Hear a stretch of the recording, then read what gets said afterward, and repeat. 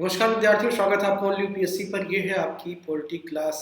मैंने पिछली वाली क्लास में स्टार्ट किया था पॉलिटी को शुरुआत से एकदम पढ़ाना, और वहाँ पर हमने डिस्कस भी किया था कि कैसे हम जो हमारी पूरी क्लास होनी है, कैसे होनी है, पूरा समझेंगे। पूरा हमने समझ लिया था सिलेबस में क्या लिखा हुआ पॉलिटी की, वो सारी चीज़ें हमने देख ली थी। ठीक है, तो बहुत बेहतरीन तरीके से हमें तैयारी करनी है। ओनली यूपीएससी जैसे आपको क्लासेस देता रहा है वैसे देता रहेगा।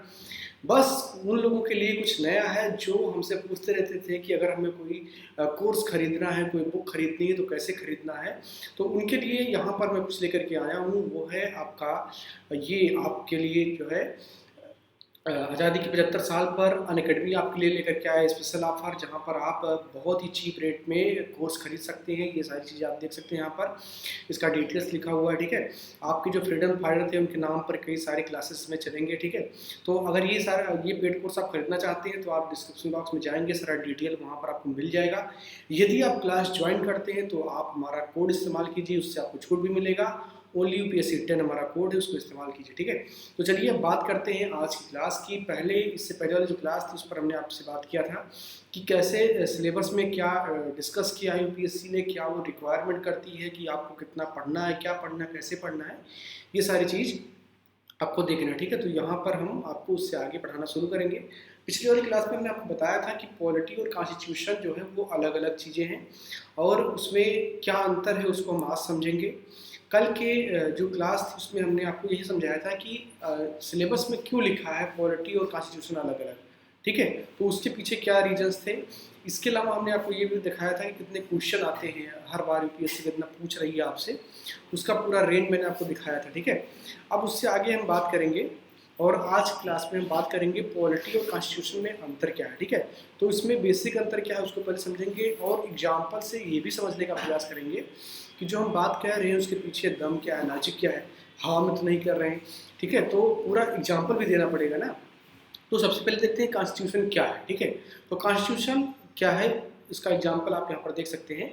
संविधान उन प्रावधानों का संग्रह है जिसके द्वारा किसी देश का शासन चलाया जाता है। ठीक है, तो संविधान आपका क्या है, किसी देश का को चलाने वाला एक ऐसा प्रावधानों का संग्रह है जो कि सार्वजनिक जीवन को प्रभावित करता है। ठीक है, जैसे संविधान के जो प्रावधान है वो आपके घर में दाल नमक चावल क्या है उससे कोई मतलब संविधान का नहीं है। संविधान का मतलब ये है कि जब आप सार्वजनिक जीवन में चल रहे होते हैं तो आप कैसे बिहेव कर रहे हैं, क्या आपके साथ कुछ गड़बड़ हो रहा है, क्या आपको अधिकार आपके नहीं मिल रहे हैं, क्या आपके कर्तव्य में क्या चीज़ें होनी चाहिए, इन सब पर संविधान की गाइडलाइन है। संविधान कभी भी किसी के प्राइवेट लाइफ में इंटरफेयर नहीं करता है। ठीक है, तो संविधान क्या है, संविधान एक प्रावधानों का संग्रह है जिसके द्वारा किसी देश के शासन को चलाया जाता है। ठीक है, और यहाँ पर एग्जाम्पल के लिए आप देखेंगे कि सामाजिक न्याय सुनिश्चित करने के लिए समानता का अधिकार। ठीक है, तो अभी मैं इस पर बात करूँगा कि संविधान में क्या चीज़ें हैं और वो किस प्रकार से संविधान से क्वेश्चन बनाती है यूपीएससी,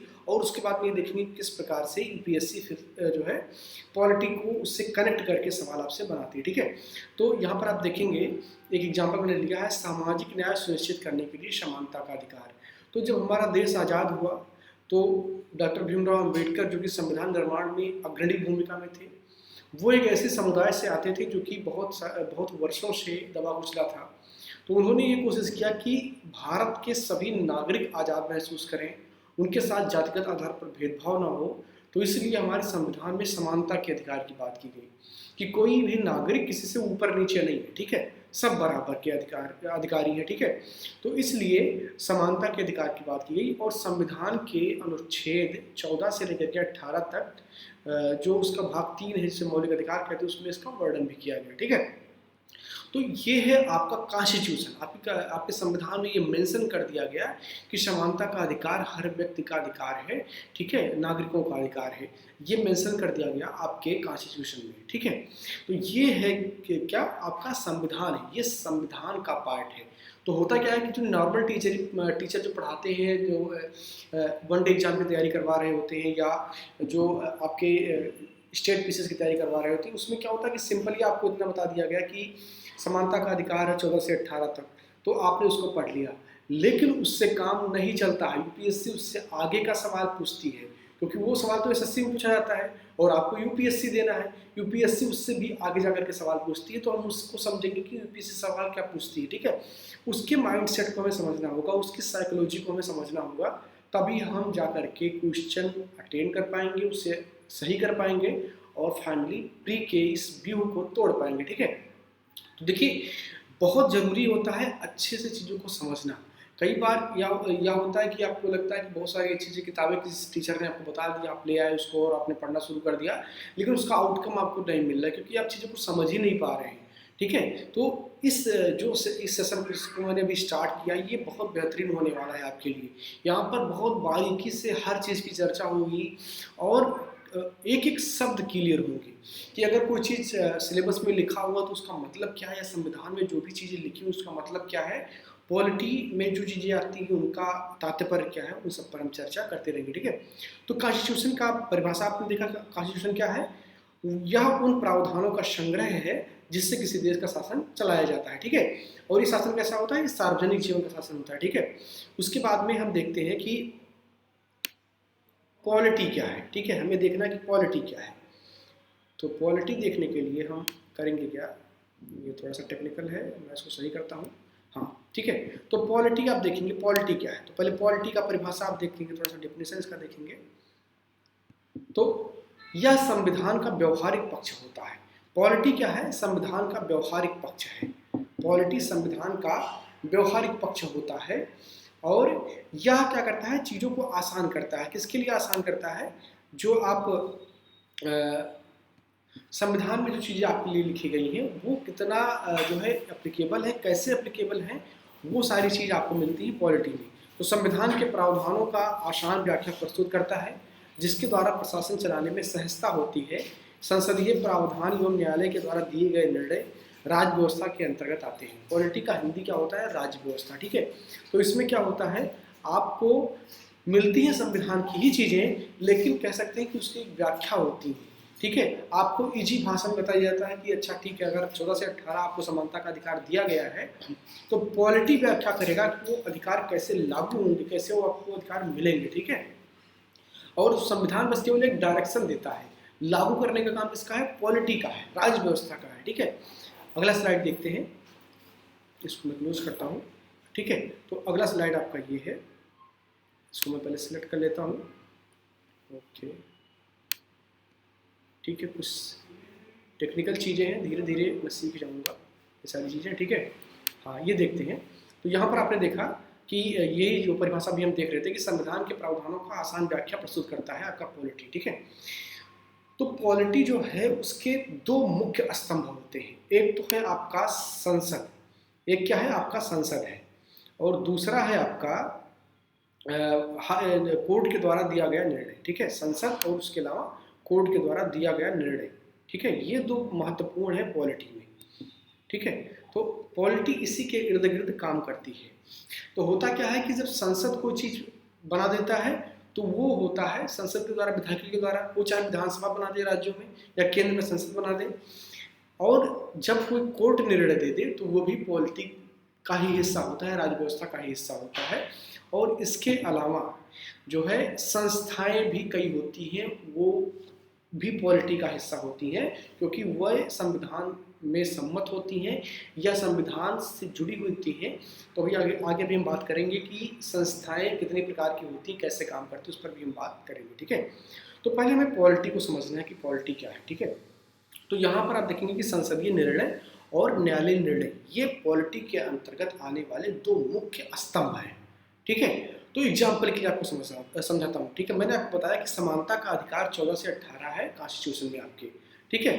लेकिन वो कैसे आपको मिलेगा, जैसे मान लीजिए कोई शेड्यूल्ड कास्ट का कोई व्यक्ति है, उसके जो है उसके साथ गड़बड़ किया जा रहा है, उसको समानता नहीं मिल रही, या उसको नौकरी में समानता नहीं मिल रही है, या जाति के आधार पर उसके साथ भेदभाव हो रहा है, तो उसको रोकने के लिए तो कॉन्स्टिट्यूशन में कुछ नहीं है, कुछ नहीं लिखा हुआ है, कोई ऐसा अनुच्छेद नहीं जहाँ पर लिखा हुआ है कि यदि आपने शेड्यूल कास्ट के साथ, शेड्यूल ट्राइब के साथ कुछ गड़बड़ किया, या आपने उसको उसके साथ अनटचेबिलिटी की यानी कि अस्पृश्यता किया, उसको अपने साथ खाना खाने से मना कर दिया, अपने बगल बैठाने से मना कर दिया, या किसी वाहन में यात्रा करने से मना कर दिया, होटल में स्टे करने से रोक दिया, तो ऐसा कुछ नहीं लिखा हुआ संविधान में। इसके लिए प्रावधान बनाए संसद ने, ठीक है। जैसे आप देख सकते हैं कि आर्टिकल 15 है, इसमें क्या लिखा हुआ, धर्म, मूल, वंश, जाति, लिंग या जन्मस्थान के आधार पर विभेद नहीं किया जाएगा, ये प्रतिषेध है। यानी कि किसी का जाति क्या है, किसी का रिलीजन क्या है, किसी का मूल वंश क्या है, या किसी का जन्म स्थान कहाँ पर हुआ है। जैसे आप देखते हैं कि मुंबई में आए दिन होता है कि वो उत्तर भारतीयों से नफरत का भाव दिखाते हैं, कहते हैं कि तुम वहाँ चले जाओ, या बिहारी यहाँ नहीं आ सकते हैं। यानी कि किसी रीजन को आइडेंटिफाई करके किसी को पिन करने की कोशिश की जाती है। तो उसके लिए संविधान मना करता है कि आपको ऐसा नहीं करना है, लेकिन संविधान इसके लिए ये प्रावधान नहीं करता कि कौन से पैरामीटर होंगे जिसके आधार पर किसी को रोका जाएगा या कुछ भी किया जाएगा, जो भी समथिंग होगा, ठीक है। तो इसके लिए क्या है, आपका संसद है वो नियम बनाता है, और वो नियम आता है आपका पॉलिटी के अंतर्गत। तो यहाँ पर आप एग्जाम्पल देखेंगे कि SC/ST एक्ट 1989 में बनाया गया, जिसके तहत जब कोई शेड्यूल्ड कास्ट और शेड्यूल्ड ट्राइब व्यक्ति के साथ कुछ गड़बड़ करने की कोशिश करता है, उससे प्रताड़ित करता है, तो ये एक्ट जो कि संसद ने आपके बनाया, ये उसको सुरक्षा देता है, ठीक है। तो ये हुआ पॉलिटी। कॉन्स्टिट्यूशन क्या है, कॉन्स्टिट्यूशन है आपका 14 से 18 तक वो समानता का अधिकार देता है, किसी के साथ कोई गड़बड़ नहीं होने देने का एक निर्णय देता है, एक डायरेक्शन देता है, ठीक है। लेकिन वो इम्प्लीमेंट कैसे होता है, इम्प्लीमेंट होता है यहाँ पर जब संसद आपका बना देता है कानून, ठीक है। इसको ऐसे समझिए, जैसे मान लीजिए आपके घर में कोई गार्जियन है, आपके बाबा जी हैं, आपके बाबा जी कहते हैं कि ऐसा है कि सुबह के टाइम ये काम होना चाहिए, और दोपहर के टाइम ये होना चाहिए, शाम को ये काम होना चाहिए, ठीक है। लेकिन दादाजी खुद उठ नहीं पाते, दादाजी में इतनी हिम्मत नहीं है कि अपना आप जो है वो उठें और सारा काम कर लें। तो वो बस एक डायरेक्शन ही दे सकते हैं ना, काम कौन करेगा, आप करेंगे, आपके फादर करेंगे, आपके बड़े भाई करेंगे, आपकी मदर करेंगी। तो वो काम कौन करता है, वो पॉलिटी का काम है। तो वो काम संसद को मिला है, विधानसभा को मिला है, या जुडिशरी को मिला है कि वो काम करते हैं, ठीक है। तो जैसे वहाँ पर काम होता है, ऐसे यहाँ पर भी काम होता है, ठीक है। तो दूसरा आप देखेंगे यहाँ पर एग्जाम्पल, नागरिक संरक्षण अधिनियम 1955। तो ये दिया गया है किस लिए, कि जब कोई अस्पृश्यता करता है, ठीक है, कोई किसी को अपने जो है रूम में स्टे करने से मना कर देता है, या कोई ड्राइवर कहता है नहीं तुम दूसरे जाति के, मैं तुमको अपने टैक्सी पे नहीं बिठाऊंगा, ऐसे केस के लिए क्या है, नागरिक संरक्षण अधिनियम बनाया गया है। तो पॉलिटी क्या है कि संविधान का ही एक जो है कह सकते हैं नॉर्मल सा रूप है, जो सीधे इम्प्लीमेंट होता है प्रशासन को चलाने के लिए, ठीक है। अब यहाँ पर जो न्यायालयीय निर्णय हैं वो भी पॉलिटी का हिस्सा होते हैं, तो उसका भी एक आध एग्जाम्पल हम देख लेते हैं, ठीक है। तो इसको मैं पहले क्लिक करता हूँ और इसको थोड़ा सा ऊपर स्क्रॉल करता हूँ। यहाँ पर आप देखेंगे न्यायालयीय निर्णय, ठीक है। तो न्यायालयीय निर्णय में मैंने कल भी एग्जाम्पल दिया था प्रेस का, ठीक है। प्रेस को अभिव्यक्ति का साधन घोषित करना, ठीक है, ये कब किया गया, इंडियन एक्सप्रेस बनाम भारत संघ के केस में किया गया। तो आपके संविधान में क्या लिखा हुआ है, 19 ये में लिखा हुआ है, आर्टिकल 19 उसके क्लॉज 1 के सब क्लॉज ए में लिखा हुआ है, अभिव्यक्ति का अधिकार सबको है, यानी कि सबको अपनी बात बोलने का अधिकार है, ये लोकतंत्र का हिस्सा होता है, ठीक है। लेकिन वो कैसे होगा, क्या होगा, आज आप देख रहे हैं कि जब कहीं पर धारा 144 लगती है या स्थिति ठीक नहीं होती, तो वहाँ पर इंटरनेट बंद कर दिया जाता है, ठीक है। तो सुप्रीम कोर्ट क्या कहता है कि इंटरनेट क्या है, एक मौलिक अधिकार है। इंटरनेट आपका क्या है, एक मौलिक अधिकार है, क्योंकि इंटरनेट के द्वारा ही अभिव्यक्ति होती है। अभी आप मुझे देख रहे हैं, कैसे देख रहे हैं, इंटरनेट के द्वारा देख रहे हैं, ठीक है। तो ये इंटरनेट एक मीडिएटर है, जिसके द्वारा मैं अपनी अभिव्यक्ति कर रहा हूँ और आप मुझे देख पा रहे हैं, ठीक है। इसके अलावा एक और एग्जाम्पल मैंने लिया यहाँ पर, reservation is not a fundamental right, ठीक है। यहाँ भी किसने कहा, सुप्रीम कोर्ट ने कहा। अभी कुछ दिन पहले ही एक केस सामने आया जिसमें तमिलनाडु के सभी राजनीतिक दलों ने क्या कहा, आरक्षण को लेकर के वो गए थे, वो ओबीसी आरक्षण में कुछ इंक्रीजमेंट चाहते थे, तो उन्होंने एक रिट फाइल किया सुप्रीम कोर्ट में। सुप्रीम कोर्ट का जो ज्यूरिडिक्शन है रिट के मामले में, वो सिर्फ फंडामेंटल राइट के केस में है, ठीक है।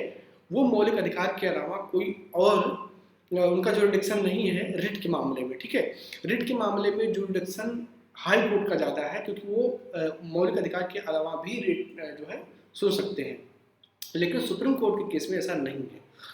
तो सुप्रीम कोर्ट ने ये कहा कि आप रिट केवल आर्टिकल 32 के तहत सुप्रीम कोर्ट में मौलिक अधिकार के केस में ही कर सकते हैं, उसके अलावा नहीं कर सकते हैं। और उसी फैसले में उन्होंने कहा कि रिजर्वेशन जो है वो फंडामेंटल राइट नहीं है, इसलिए आप ये रिट नहीं कर सकते हैं, ठीक है। तो ये क्या है, ये आपका एक न्यायालय का निर्णय है, और इससे क्या हो रहा है कि संविधान की आपकी व्याख्या हो रही है, फंडामेंटल राइट कहाँ पर था? संविधान में था। और ये जो है ये किसी कोर्ट के द्वारा आया हुआ निर्णय है, आपके सुप्रीम कोर्ट का निर्णय है। तो ये पॉलिटी का हिस्सा है और कॉन्स्टिट्यूशन का हिस्सा क्या है? आपका फंडामेंटल राइट है। तो ऐसे आपको समझना है, ठीक है। जब क्वेश्चन आते हैं तो आप समझ नहीं पाते कि पॉलिटी का क्वेश्चन है, कॉन्स्टिट्यूशन का क्वेश्चन है, और दोनों को मिला करके पढ़ना होता है। कई बार टीचर आपको या तो पॉलिटी पढ़ा देता है तो करंट अफेयर्स हो जाता है, और या तो कॉन्स्टिट्यूशन पढ़ा देता है तो वो पूरा वो एक पॉलिटिकल साइंस का शास्त्र हो जाता है, ठीक है। तो आपको दोनों को मिला करके पढ़ना है, ठीक है। इसके अलावा पॉलिटी में आपको संस्थाओं को भी पढ़ना होता है। संस्थाएं भी जो है तीन प्रकार की होती हैं। उन संस्थाओं को थोड़ा सा हम देख लेते हैं, आगे इनके बारे में हम और पढ़ेंगे। तो जो संस्थाएं होती हैं वो तीन प्रकार की होती हैं। एक है आपकी संवैधानिक संस्था, दूसरी है असंवैधानिक संस्था, और तीसरी है गैर संवैधानिक संस्था। संवैधानिक संस्थाओं को कॉन्स्टिट्यूशनल कहा जाता है, असंवैधानिक अनकॉन्स्टिट्यूशनल, और गैर संवैधानिक को एक्स्ट्रा कॉन्स्टिट्यूशनल कहा जाता है, ठीक है। और इसमें भी दो पार्ट होते हैं, गैर संवैधानिक में दो पार्ट होते हैं, सांविधिक और कार्यकारी। तो थोड़ा सा इसके बारे में अंतर आपको मैं बताता हूँ, उसके बाद में इस क्लास को हम समाप्त करेंगे। और अगली क्लास से जिस तरीके से मैंने आपको ये बताया है कि कैसे में पढ़ना है, पहले कॉन्स्टिट्यूशन में आपको पढ़ाऊंगा, जैसे आर्टिकल किसी आर्टिकल को मैंने पढ़ा दिया, उससे रिलेटेड जो संसद के द्वारा पास कोई एक्ट है उसको पढ़ाऊंगा। इसके बाद में आपको यह भी बताऊंगा कि सुप्रीम कोर्ट का या किसी हाई कोर्ट का कोई जजमेंट अगर इस मामले में है तो उसको भी आपको बताऊंगा। तब जाकर के आप यूपीएससी के लिए उस पर्टिकुलर आर्टिकल में तैयार होते हैं, ठीक है। तो संस्थाएं देखते हैं। संवैधानिक संस्थाएं वो संस्थाएं हैं जो संविधान के किसी अनुच्छेद से जुड़ी हुई हैं, किसी अनुच्छेद में उसकी व्याख्या की गई है, उसके बारे में बताया गया है। जैसे आपका अनुच्छेद 280 वित्त आयोग, तो वित्त आयोग आपकी एक कॉन्स्टिट्यूशनल बॉडी है, एक संवैधानिक संस्था है। इसके अलावा आर्टिकल 324, ठीक है, आपका निर्वाचन आयोग, वो भी एक आपकी संवैधानिक संस्था है, ठीक है। तो इस प्रकार की संस्थाएं संवैधानिक संस्थाएं होती हैं जिनका जिक्र संविधान के किसी अनुच्छेद में हो। असंवैधानिक संस्थाएं कौन सी होती है? असंवैधानिक संस्थाएं वो संस्थाएं होती हैं जो संविधान के नियमों और कृत्यों के मुताबिक नहीं है और उसके खिलाफ है। जैसे आपके नक्सलवादी संगठन, जैसे आपका उल्फा, जैसे किसी तालिबान जैसे किसी आतंकवादी गुट ने अगर भारत में अपना गढ़ बना लिया गुट, तो वो कैसा गुट होगा? वो अनकॉन्स्टिट्यूशनल होगा, असंवैधानिक होगा, ठीक है। इसके अलावा जो तीसरा होता है वो गैर संवैधानिक होता है, यानी कि एक्स्ट्रा कॉन्स्टिट्यूशनल होता है। तो असंवैधानिक गलत है, यानी कि इसको संविधान नहीं मानता है, इसको खारिज करता है। लेकिन जो एक्स्ट्रा कॉन्स्टिट्यूशनल है इससे संविधान को कोई दिक्कत नहीं है, क्योंकि ये संविधान के खिलाफ नहीं होता है। एक्स्ट्रा कॉन्स्टिट्यूशनल में दो प्रकार के हैं, सांविधिक हैं और कार्यकारी हैं। सांविधिक ऐसे प्रावधान हैं जो विधायिका के द्वारा पारित होते हैं। जैसे आपके अल्पसंख्यक आयोग की स्थापना किसके द्वारा हुई? संसद के द्वारा पारित एक अधिनियम के द्वारा हुई, ठीक है, या एनएचआरसी जो है आपका, ठीक है। तो ऐसे प्रावधान जो संसद के थ्रू पास होते हैं वो सांविधिक कहलाते हैं, ठीक है। और जो कार्यकारी होते हैं वो संसद के द्वारा पास नहीं होते हैं, वो राष्ट्रपति के एक आदेश के द्वारा होते हैं, और वो आदेश राष्ट्रपति जारी करता है मंत्रिपरिषद के सलाह पर, ठीक है। तो गैर संवैधानिक में दो प्रकार है, सांविधिक और कार्यकारी। सांविधिक वो है जो संसद के द्वारा पास होते हैं, और कार्यकारी वो हैं जो सीधे सीधे राष्ट्रपति के द्वारा जारी कर दिए जाते हैं, लेकिन उसमें भी मंत्रिपरिषद का सलाह होता है। जैसे आप देखेंगे कि 35C का जिक्र पहले बहुत होता था, जब से मोदी जी ने 370 को निष्प्रभावी कर दिया उसके बाद में वो कम हो गया है, लेकिन उससे पहले 35C का खूब जिक्र होता था। तो 35C क्या था? एक राष्ट्रपति का आदेश था कार्यकारी, वो कोई संशोधन नहीं था, ठीक है, वो एक कार्यकारी आदेश था। या उससे पहले अगर आप देखेंगे 1857 में जो महान क्रांति हुई भारत में, ठीक है, उसके बाद में आप देखेंगे कि यहाँ पर ब्रिटिश ईस्ट इंडिया कंपनी का शासन खत्म हुआ था और महारानी ने घोषणा पत्र जारी किया था 1858 में, ठीक है, और सीधे वहाँ की महारानी ने भारत पर शासन करना शुरू कर दिया था। तो वो भी एक प्रकार का क्या था? राज्य आज्ञा था, क्योंकि जो पहला अधिनियम आया वो कब आया? 1861 में आया। उससे पहले एक राजाज्ञा आ गया था। तो ये जो कार्यकारी आदेश होते हैं ये राजाज्ञा की तरह होते हैं, ठीक है। तो इस प्रकार से ऐसी संस्थाएं जो राजाज्ञा के द्वारा जारी होंगी वो कार्यकारी संस्थाएं कहलाती हैं, एग्जीक्यूटिव बॉडीज होती हैं। सांविधिक संस्थाएं वो होती हैं जिसको संसद के द्वारा पारित करके बनाया जाए। संवैधानिक वो है जिनका जिक्र संविधान के किसी अनुच्छेद में किया गया हो, और असंवैधानिक वो है जो संविधान के नियमों के मुताबिक ना हो, यानी कि उसके खिलाफ हो। तो इस प्रकार ये संस्थाएं हैं। ठीक है, तो पॉलिटी में आपको क्या पढ़ना है? संसद के निर्णय, उसके कानून, उसके विधियां, उसके अधिनियम, उसके प्रस्ताव, और जो कोर्ट के थ्रू आपको पढ़ना है वो सुप्रीम कोर्ट के आदेश, हाई कोर्ट के आदेश, क्या जजमेंट आए हैं और किस अधिनियम के लिए क्या आए हैं उसको पढ़ना है। और इसके अलावा ये सारी संस्थाएं जिनको इन सबको मिला करके जब आप पढ़ेंगे तो पॉलिटी आपका पूरा होगा। और साथ ही साथ आपको कॉन्स्टिट्यूशन भी पढ़ते रहना है। तो हमारी जो पढ़ाई होगी वो इसी प्रकार होगी, हम कॉन्स्टिट्यूशन भी पढ़ेंगे, पॉलिटी भी पढ़ेंगे, और जो नए अपडेट्स होंगे उनको भी हम अपने क्लास में जोड़ा करेंगे। ठीक है, तो इसी प्रकार हमारी आने वाली सभी क्लास होगी।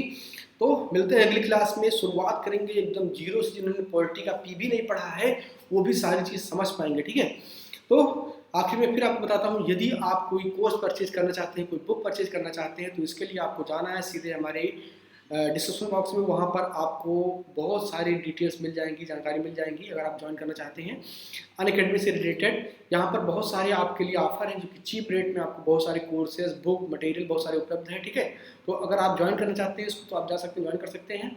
ज्वाइन करना अगर आप चाहते हैं, वहाँ पर अगर आप कुछ छूट भी चाहते हैं तो उसके लिए आपको ओनली यूपीएससी 10 कोड इस्तेमाल करना होगा, जिससे आपको छूट भी मिलेगा। ठीक है, तो मिलते हैं अगली क्लास में। बहुत बहुत धन्यवाद।